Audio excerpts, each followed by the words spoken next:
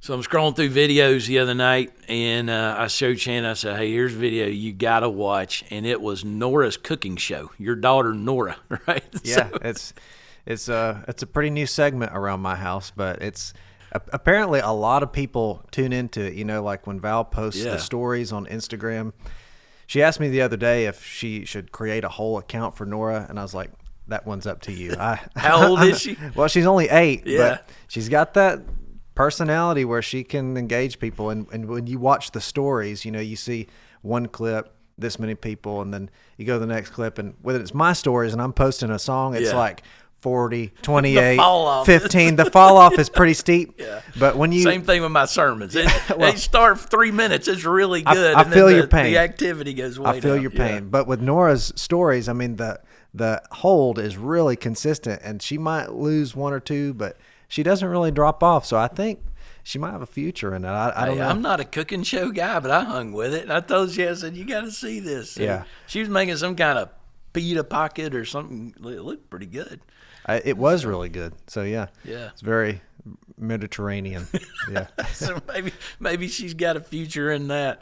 But, we want to celebrate things going on in the church like that. Let us know. And but Nicole couldn't be a part of the broadcast this week, so we only had 5 birthdays. But again, like, your kids are doing things, you got anniversaries coming up, kids scored a goal in the soccer game, or they started a cooking show at 8 years old. That's the kind of stuff we want to know about.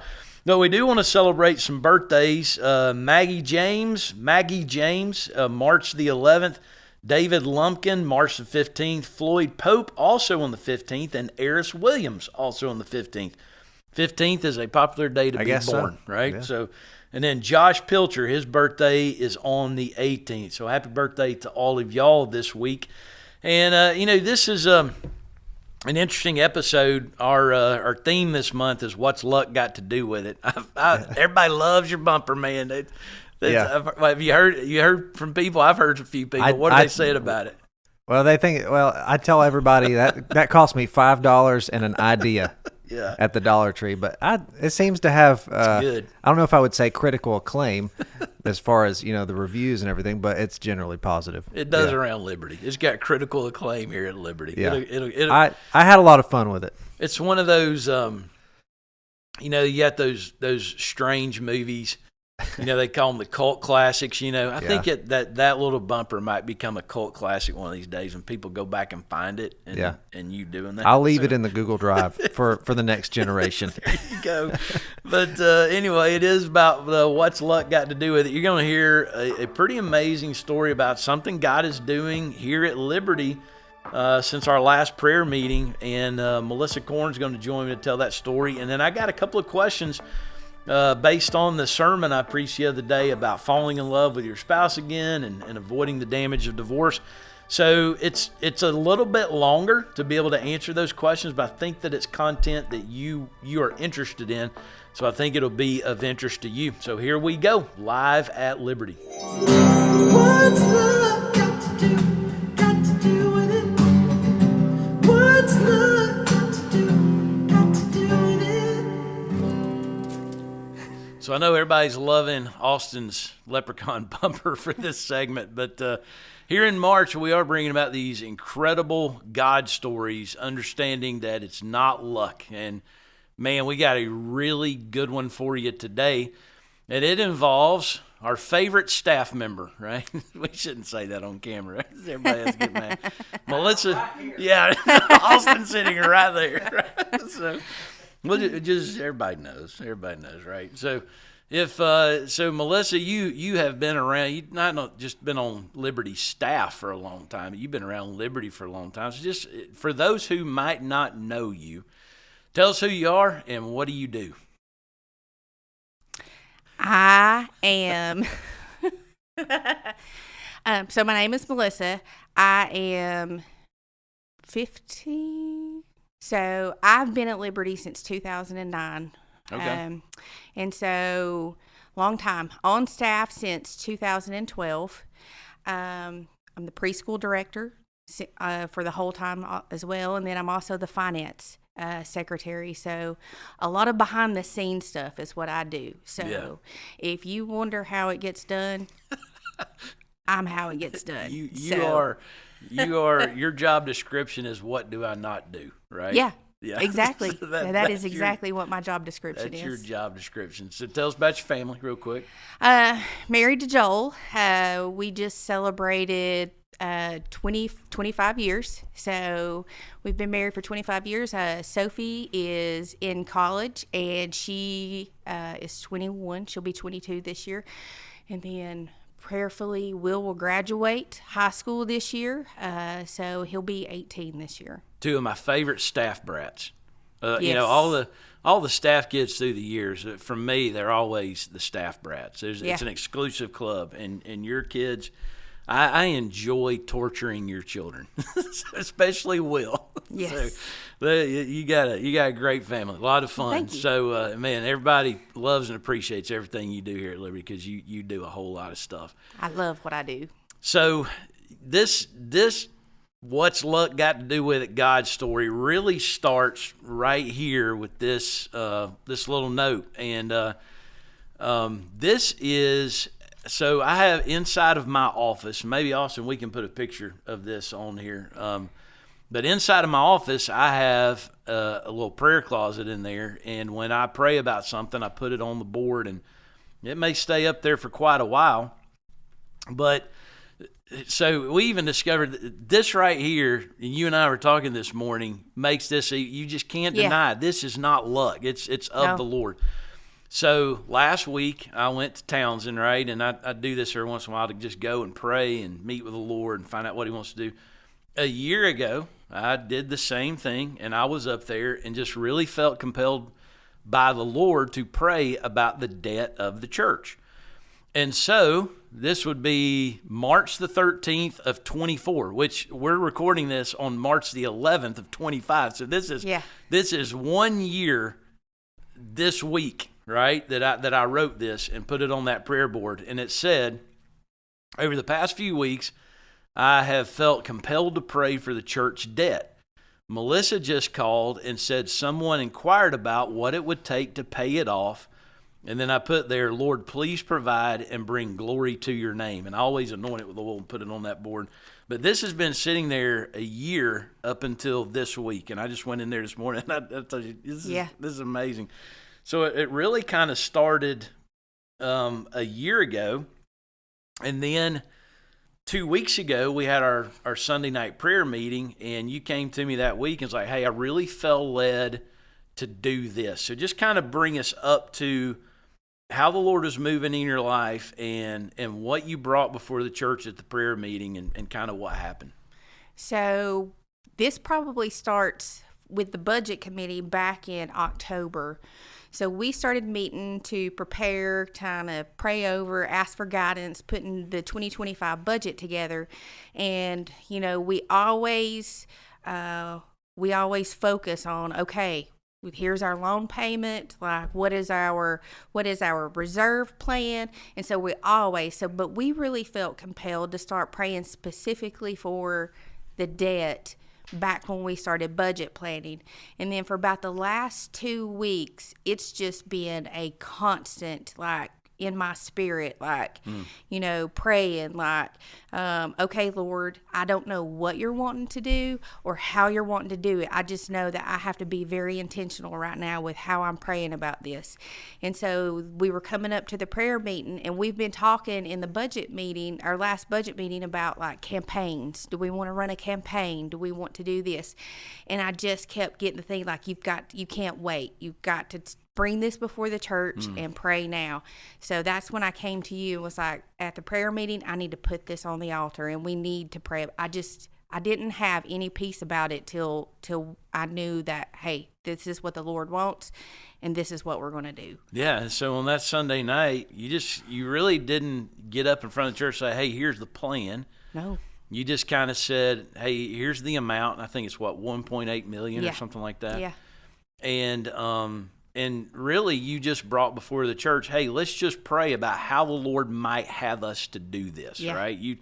you've got some ideas on a campaign, but you didn't. You just like, hey, let's just pray, and that's kind of how we've been the last few years as a church of just let's find out how the Lord wants us to do this. So everybody gets down the altar, and they pray, and the prayer meeting ends. And then what happens after the prayer meeting? So the prayer meeting ends, and we're walking out, and then the foyer, everyone's talking and fellowshipping before we going down for the meal.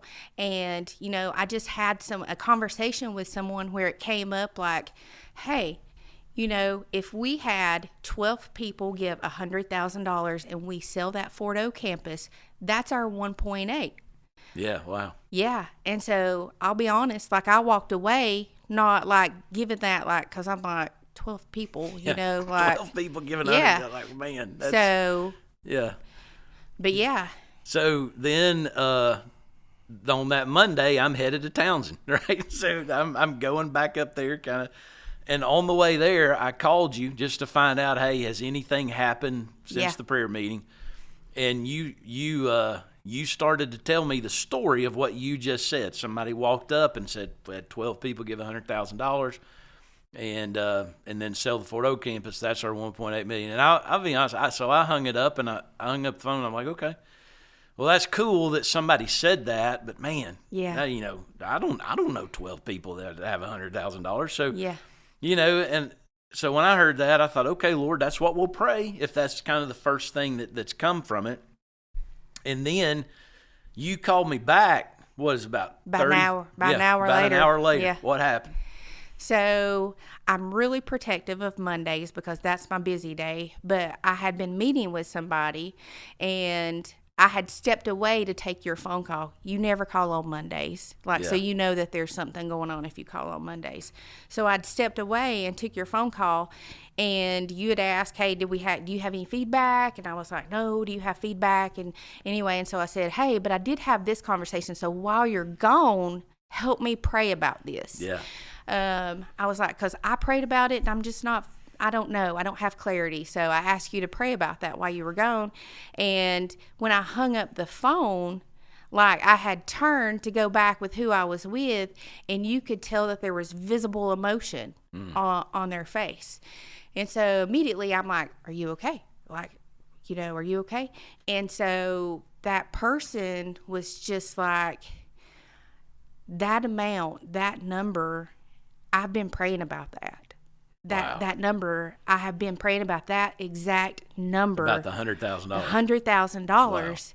And of course you're just like, whoa, like is okay, like, and so I just think the whole thing was orchestrated by the Lord for that person to make that mention of that number in the foyer, for you to call me out of the blue on a Monday, like for me to just even remember that story, to ask you to pray about it. The whole thing, you look back down, it's divine intervention about how the Lord just aligned it up, because they made the comment, that was a confirmation of what they had been praying about. They had been praying about giving $100,000 to the church, but didn't know what to give it to, right? Right. And here's the other interesting thing about this. So we're not going to, obviously give anything away, but when you took my phone call, you said out of the room where I was in a hallway. Were meeting, and this person doesn't have great hearing, Right. So, but they heard me talking to you on the phone, and you talking back to me about what you were saying. They heard that very clearly, and you walked back in the room, and there were visible tears. Yeah. And it's amazing. Yeah. So you told me that, and obviously I was praying all week, last week while I was in Townsend. But what's kind of happened since then? I have shared this story. I've had some people just like come by for something out of just regular business stuff. Anyway, I've shared that story twice with people, and I've had 2 more confirmations of people where I had one confirmation of someone who was praying that night during the prayer meeting and said that was the number that was on my heart that night. And I had shared it, 100,000. And I had shared it with 2 other people there at the prayer meeting. And then just yesterday, I was sharing this story with someone, and it was just like, wow, Yeah. that they had something going on in their life where they were going to be in the position to where they could be $100,000 giver. And Wow. it's just, I have no words. Like, it's Yeah. just, the Lord's amazing. He knew, right? Yeah. When he put this on your heart. Yeah. I think a lot of times the Lord puts stuff on our hearts so that we'll start to pray about it, so everybody will tune in to see Yeah. what he does, Yeah. right? Yeah. That's pretty amazing. And then, just in our conversations together about this, you've talked about just kind of how this has impacted your own faith. Just yeah. kind of how's this stirred your own heart? So in my prayer life, like, it has made me realize, just like you say, when we're going to surrender all to the Lord, I haven't been surrendering all in my prayers. Like, Yeah. I have been praying about things, but then I still have the pinch on what the result I want, because it's in my hands. Yeah. And I told you this yesterday, I have never had the strong feeling like I do now of telling this story about how the Lord wants us to pray about something for his glory like I do now. But the intentionality of my prayer life, like even in our personal life, since then, we've been praying about this one thing for 6 months in our home. And then, I took that same intentionality of like, it's out of my hands, Lord. This is yours. And I'm going to trust you, whether it's what I want or not. And we had an answered prayer in our house last week. Like, it's just the whole, it's not about me. Like, you say love the Lord with your heart, your mind, your spirit, but you need to pray that way too. Like, you need to pray that you're full of faith, that you're full of trust, and that you just give it all to him. And, one thing I took out of experiencing God was that God's always working. Look for it and then join it. And that, the Lord's always working, but like, sometimes you're like, oh man, I want to be a part of that. Like, but I don't ever see anywhere, like, I see him working, but like, where do I jump in at? But like, this has been one of those things where I don't have $100,000 in my bank account, right. but I know I want to be part of this. Yeah. And like, me and Joel sat down yesterday and even was like, we need to sacrifice. I want to be a part of what is going on, because the Lord has called me to pray about this, and I want to be a part of it. Yeah. It made me start praying last week. Hey, Lord, I don't have $100,000, but if you'll send it, we'll give it, right? Yeah, so, exactly. And Shannon may watch this and go, what now? But you do want to be a part of what the Lord's doing, right? So, and I think sometimes in hearing that, it increases our faith, because I know you said when the person came to you about the 12, that they got the number, there's 12 apostles, there's 12 tribes, right. and then it calculates out with the Ford O sale and all that kind of stuff. And, but I hear that and I'm thinking, I don't even know if there's one person in the church that give $100,000. Yeah. And in the last few days, you've had 3 that have come forward to just not give it yet. You've got one check is there, but just people saying, "Hey, we've been praying about that too," which is pretty awesome. So, just kind of going forward, what do you feel impressed in your spirit about maybe what you're praying for, looking for, of how this plays out until it's paid off? Because I believe the Lord's going to answer this prayer. So I had completely forgotten about that. And that just confirms even more for me after going back and revisiting that. But like right now, I'm just feeling I'm feeling like I'm praying for the givers.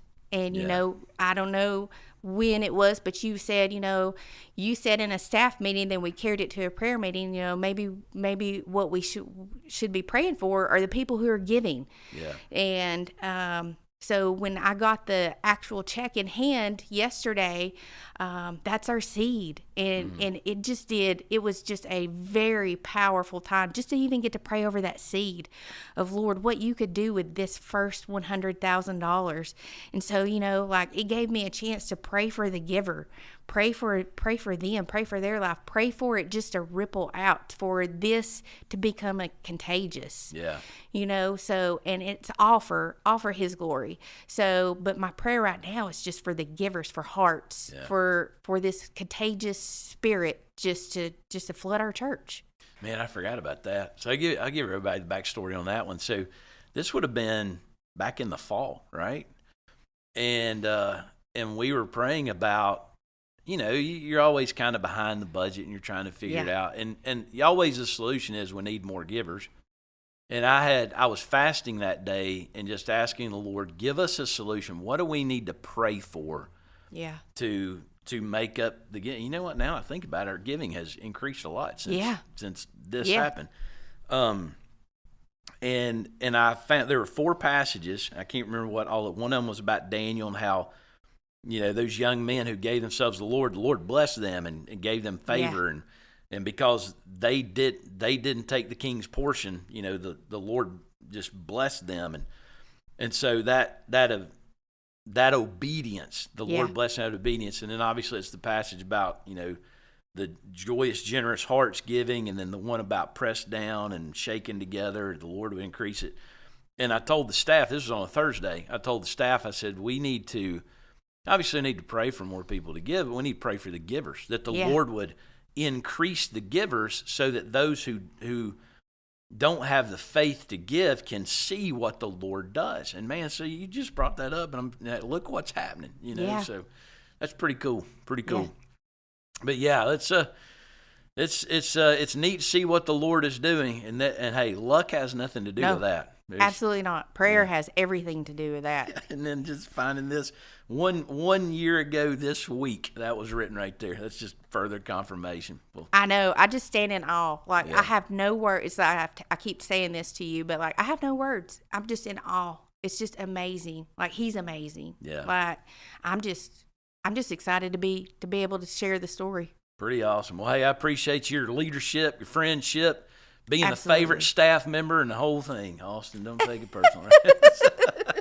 but hey, everybody knows you do a lot around here, and it's awesome to see how the Lord's using you now in this season. So we do appreciate you. Yeah, absolutely. So had a couple of questions that were sent in from the sermon on Sunday, so I'm going to take some time to answer those, but appreciate Melissa being on this episode because luck's got nothing to do with it. It's one of those great God stories. So on Sunday, brought up the topic out of Matthew chapter 19 of how do you fall in love again, talking about God's design for marriage. And the context of that passage is that Jesus, in answering a question about the damage of divorce, he points to the design of marriage. And I kind of put it out there. If you have a question from this message, let me know. And by the way, in the comments we'll share, you can send Nicole anything you want to celebrate on the podcast, birthday, anniversary, something great that you accomplished in your life or your children are involved in. You can send a story to Lori that we can get on the podcast, and then obviously you can ask questions. And so got a couple of questions from that message, and so I wanted to take a few moments and answer those. The first one was, do you biblically believe God will bless a new relationship that is the product of an affair that caused a divorce? So first of all, I'm going to give you my understanding of that question. What I think the person is asking is this. There was an affair that caused a divorce, and my understanding is now that affair has produced a new relationship or a new marriage, and will God bless that new relationship? So if by the word bless, the person means that God will affirm that marriage, then the Bible makes it very clear that affair is sinful and that the new marriage is created in the context of adultery. So I would have to say no, that God will not bless that marriage in that way of condoning it or affirming it, because the Bible makes it very clear about that. If the question is, are there any blessings that could be in the future for that couple, I would answer that question like this. I think that there are going to be definite consequences to suffer. Sin always has pleasure for a season, but it also brings about consequences. It's kind of the reap and sow sort of thing. You reap what you sow, And so in the beginning, I would say the new couple may experience pleasure. They may experience happiness. It's a new beginning, and that's always has a sense of excitement for people as they think about the possibility. But my caution would be that after that marriage grows and begins to mature, I think some of the things that caused the one marriage to end could come into play in this one. I mean, obviously, there would be a trust factor that you would have to work through of hey, if we've done this before, what would keep us from doing this again? Especially in because in any marriage, there's hard times and there's hard seasons and difficult things. And so I would think that would have to play in your mind. And so I think that in the new relationship, you're going to have to deal with some of the things that are in each of you that caused the situation to be as it is. Are there blessings to be had? I would say yes. God gives common grace to all and His mercy to all. Listen, I know this is a marriage that you're talking about began with an affair. If you really looked at it, every marriage begins with two sinners. I mean, we're all sinful people. But God gives that common grace so that we might return to the Lord. And so that's why He doesn't destroy any of us for the sin that we would commit. I would say maybe the new couple repents. They have a serious relationship with the Lord that they begin. The Bible has some interesting passages about divorcing and marrying and divorcing and returning to that marriage. The Bible is one of those passages would be Deuteronomy chapter 24. It says that kind of just creates confusion. So my advice would be kind of like 1 Corinthians 7 says, stay in the state that you're in. You are where you are, and so you need to turn to the Lord and begin to honor the Lord in the situation that you're in instead of creating more confusion in what's going on. But I'll share an interesting story about blessing, and it's a very different kind of a circumstance, but I think it applies to this in a way. So when my father was drafted to fight in Vietnam. And when he was drafted into the U.S. Army, he was married. And while he was there, I didn't learn this until I was about 15 years old. But while he was there, his wife had an affair and cheated on him. And it ended the marriage. And then my dad met my mother, and they had almost 50 years of a wonderful marriage. My father since passed away. And here I am. What a blessing that is, right? So, I mean, I don't know. I kind of feel like, remember Marty McFly in Back to the Future where he's disappearing? If you go back through that scenario, if I would not say that it was a blessing that sin caused my father's marriage to end, but I'd almost be kind of like Marty McFly disappearing right before your eyes if we rewrote that story in a different way. But, God is good. Life can be bad and people can be bad, but God is good. And so are there blessings to be had? I would say yes, there are blessings to be had, especially if now you turn to the Lord and do the things that He's calling you to do. So, interesting question there. Question number 2. On Sunday, I talked about how the priority of a man's needs and becoming one flesh and the priority of a woman's needs and becoming one flesh are almost inverted. I'd put it like this. A man puts a priority on Ephesians chapter 5, having respect from his wife. And then the physical needs for a man are a big part of becoming one flesh. And then the spiritual, emotional needs are a part of that. Well, for the woman, it's the opposite. Love is her priority. And then above the physical need would be the emotional, spiritual need, and then comes the physical. And so what that does in a relationship is it forces humility and self-sacrifice. in that God created man and woman equal, but we're not created the same. And so I believe the way God wired us brings in that sanctification process of not just trying to be happy in a marriage, but trying to be holy in a marriage and growing together in our oneness of the Lord. And so the question is, well, what if your husband doesn't seem to be interested in the physical aspect of marriage? And man, that's an unfortunate question. And I would point to 1 Corinthians chapter 7, verses 1 through 5 as a guide for this, and I'll read it to you.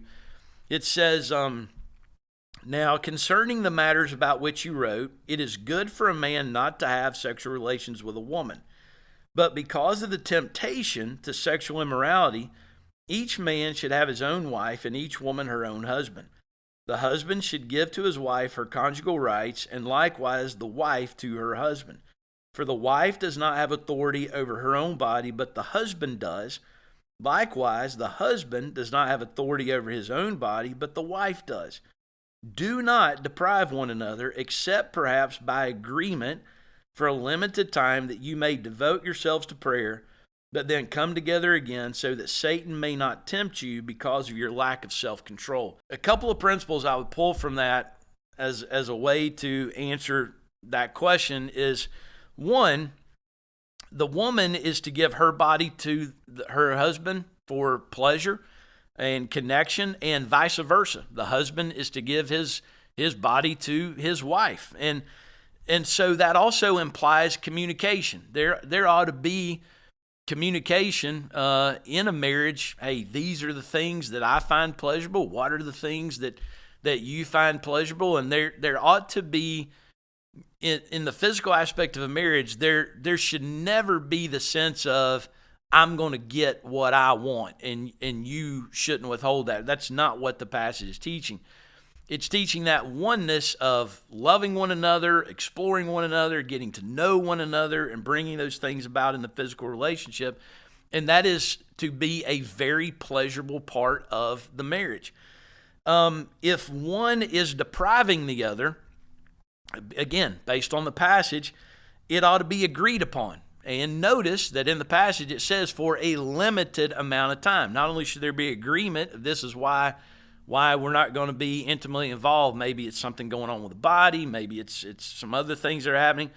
But also, there's it's not always going to be like this. There's a limit on this. So there should be communication about that. And the passage says concentration on spiritual things. Maybe you say, hey, we're going to concentrate on our prayer life, or maybe there's a fasting aspect to it. And so that's kind of what the passage is pointing at. And so my next question then would be, if the husband is withholding himself, how's his prayer life? Is it growing? Is his relationship with the Lord getting stronger? Has he talked to you about that maybe there's a reason why he's not giving himself to you, but he's concentrating on some things in the Lord? And so you have to ask, are y'all becoming more devoted in prayer? Based on the question, it doesn't sound like that's the motivation of what's going on. And so the last thing you have to bring into this, which is not good, is that the passage brings up a temptation factor. As we become one flesh, that physical relationship, if it's not there, that part of it is a real cause for concern. And I think that's why this question is being asked. I think this is a question of a very concerned wife, of why isn't this happening? Because it's not natural, it's not normal, it doesn't sound like it's enhancing the spiritual life. And so, I hate to put it, but you have to ask the question, are they giving themselves to temptation? What's interesting about this, so the first church I started pastoring in 1996. So next year will be 30 years, 3 decades that I've been a pastor. I was a youth pastor 5 years before that. So I've been in ministry in 4 decades. So I'm old, right? So early on in our ministry, Shannon and I would spend a lot of time counseling young couples and talking to young couples either before marriage or after marriage.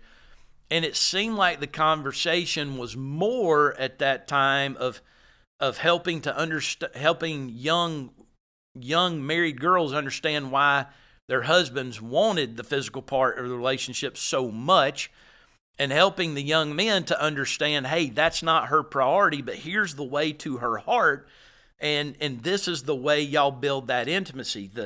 The guys have got to work on the emotional connection and the spiritual connection, and the girls had to work on the physical connection. And that seemed like 30 years ago, that was kind of our concentration.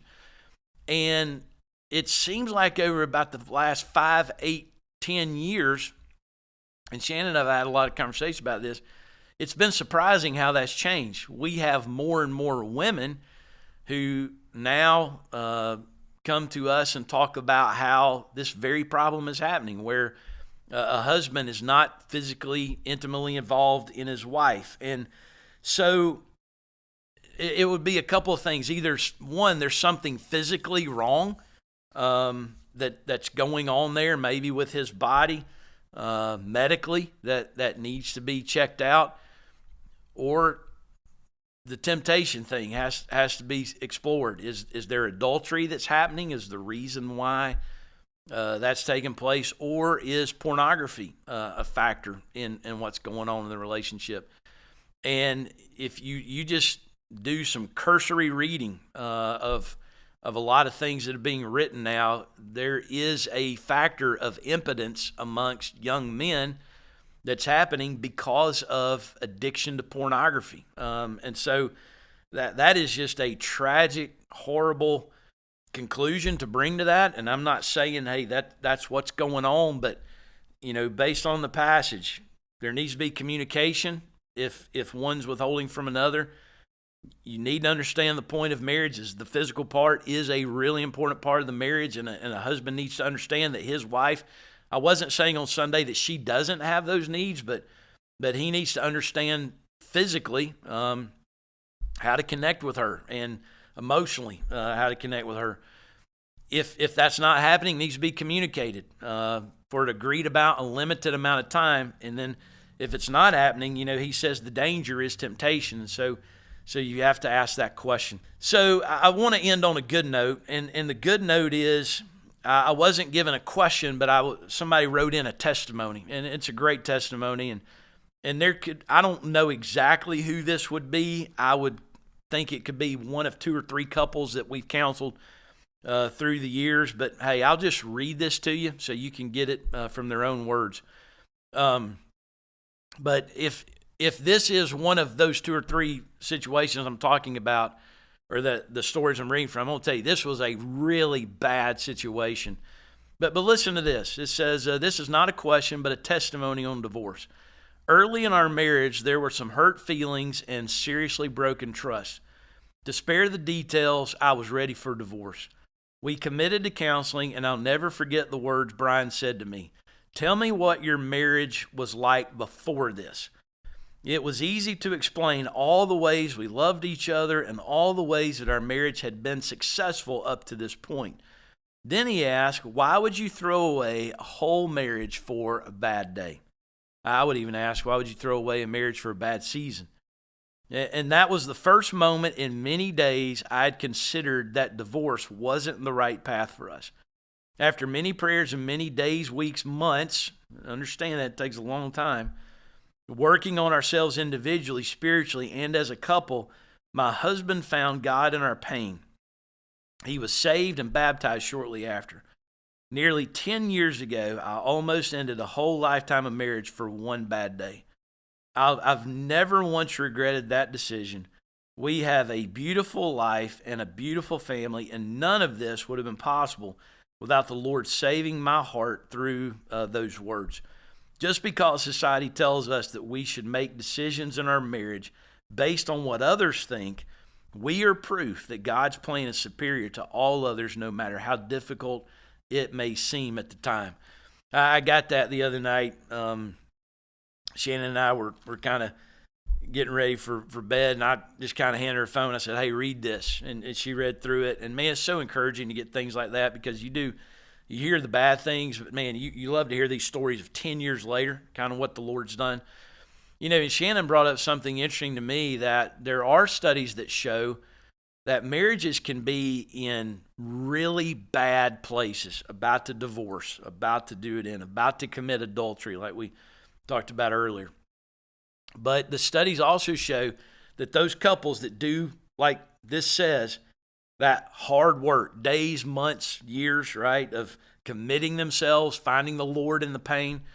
She said that study shows that those marriages become just exponentially stronger and become very healthy marriages later on after they've worked through a situation like this. So that's a great testimony, and I think it's a good note to end on.